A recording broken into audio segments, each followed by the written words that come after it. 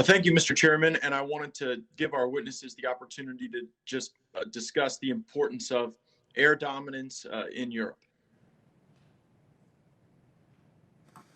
Congressman, I'll take a stab at that because it's near and dear to my heart.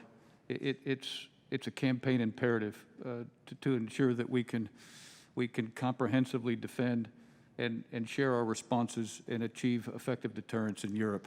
And it will dramatically improve with the addition of the United States F-35s that start coming into the United Kingdom in the fall of 2021. And I know that when we make decisions about air platforms, we're often analyzing the entourage effect, how the F-35 can make the rest of the fighting force more capable.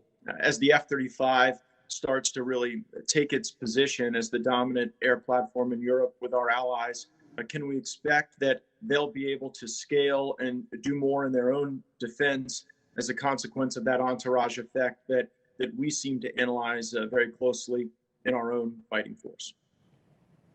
Absolutely, Congressman. We have 81 F-35s in continent as we speak. We anticipate that we'll get to 450 by 2030. The F-35's contribution at the tactical level and its ability to achieve access is unequaled anywhere in the world, but its contributions at the strategic level for indications and warnings, command and control, and lethality from a mission command standpoint are daunting. Obviously, the chairman mentioned, we're all concerned about Turkey and their S-400 purchase. Is there another shoe that we expect to drop? Is there anything you've picked up at the mill-to-mill level that should give us cause for concern that U.S. products, U.S. capabilities are diminished in the attractiveness to some of our partners?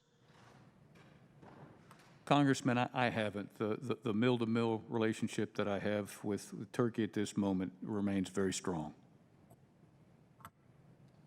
With any other of our partner nations, are there any places where you see that we might ought to give particular focus or attention when it comes to ensuring interoperability and capability with U.S. warfighters in Europe? We work that every day, Congressman. I think that's a requirement 24/7, 365.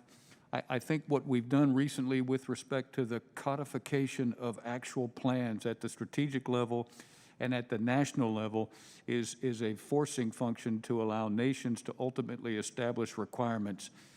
And that in itself has been very, very helpful so that we don't have unnecessary duplicity, and the alignment of our hardware and software and troopers is what it needs to be to better generate peace. I think we're traversing in the right direction.